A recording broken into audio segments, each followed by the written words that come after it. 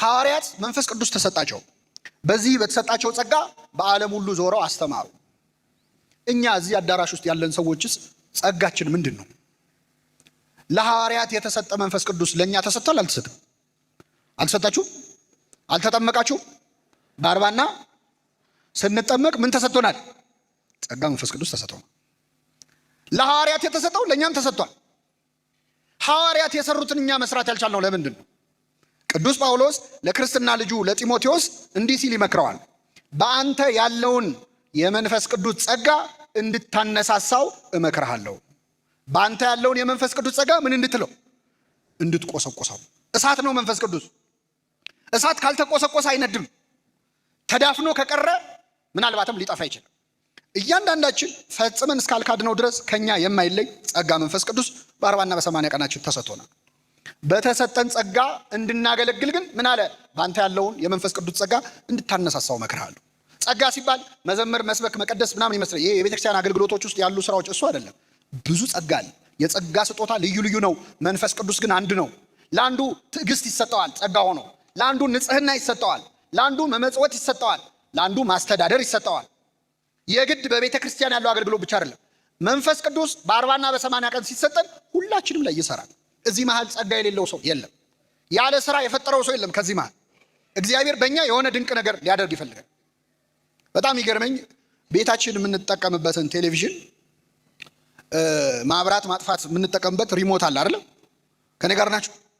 ምንድን ነው ሪሞቱ? ምንድን ነው የሚሰራው? እስቲ ያበራል፣ ያጠፋል። ሌላስ? ይቀይራል ቻናል። ሌላስ? ድምፅ ይቀንሳል፣ ድምፅ ይጨምራል። ወደ ኋላ ፊልም ወይ ምናምን ከሆነ ወደ ኋላ ማድረግ ይችላል አይደል? ወደፊት ያደርጋል። ሌላ ስራ የለውም። እላዩ ላይ ያሉት ነጠብጣቦቹ የሚነኩት ነገሮች ትንሽ ናቸው ብዙ ናቸው? እኛ የምንጠቀመው ግን 5 አይሆን። ብዙዎቻችን የምንጠቀመው ማጥፋት፣ ማብራት፣ ድምፅ መቀነስ፣ ድምፅ መጨመር፣ ወደ ኋላ ወደፊት። የቀሩት ምንድን ነው የሚሰሩት? እስቲ ቤት ሂዱና ያዋቸው። ምን እንደሚሰሩ ሳናቅ ልንሞት ነው። ገዝተ ነው ገንዘብ አውጥተንበት ያ ሁሉ ጠቅ ሲደረግ የሚሰራ በጣም ብዙ ነገር አለው፣ ግን አልተጠቀምንበት። ሪሞት ውስጥ ችግር የለውም። እኛ ራሳችን እኮ እንደዛ ነን። እግዚአብሔር የሰጠን ጸጋ በጣም ብዙ ነው፣ ግን የምንችለው ማብራት፣ ማጥፋት፣ መተኛት፣ መነሳት፣ ድምፅ መጨመር፣ መጮህ ማለት ነው፣ ድምፅ መቀነስ። እንደውም አንዳንዶቻችን ሪዋይንድ ነው፣ ወደ ኋላ እየሄድን ስለ ትናንት ህይወታችን ማውራት፣ የትናንት ቁስላችንን እየጎለጎሉ ማውጣት።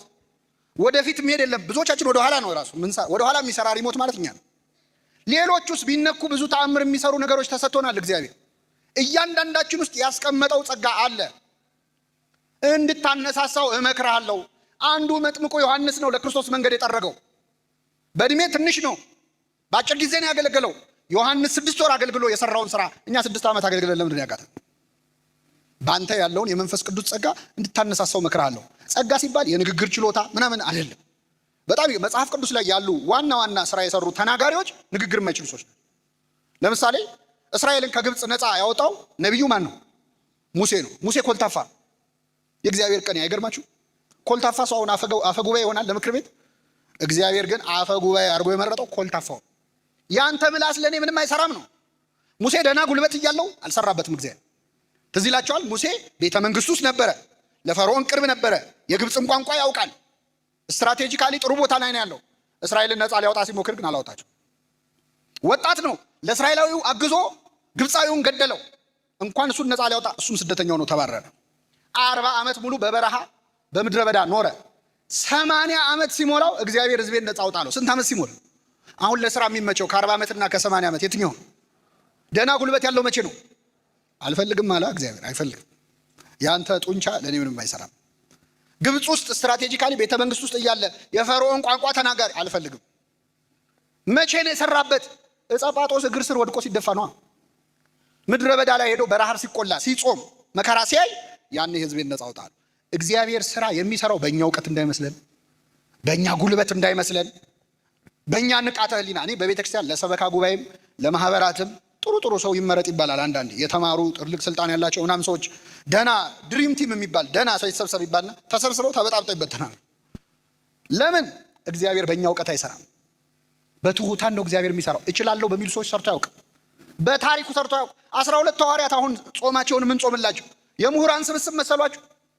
እንደ የሰለጠኑ ሰዎች አይደሉም። ከ12 ሐዋርያት 11 የገጠር ሰዎች ናቸው። የሰሜን እስራኤል የገሊላ ሰዎች ናቸው። ከ12 11 የገጠር ሰዎች፣ አንድ ነው የከተማ ሰው ያለው። እሱም ይሁዳ ነው። ይቅርታ አድርጉልኝ አዲስ አበባ ልጆች፣ ይሁዳ ነው የከተማ ልጅ። ትቢቱም አልተቻለ መጨረሻ።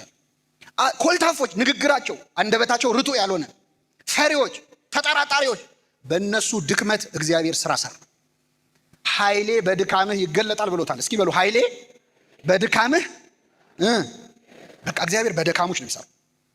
ባለቅኔ ነው። በቃ ኤልያስን የመገበው ቁራ ነው። የእግዚአብሔር ቅኔ እኮ ይገርማል።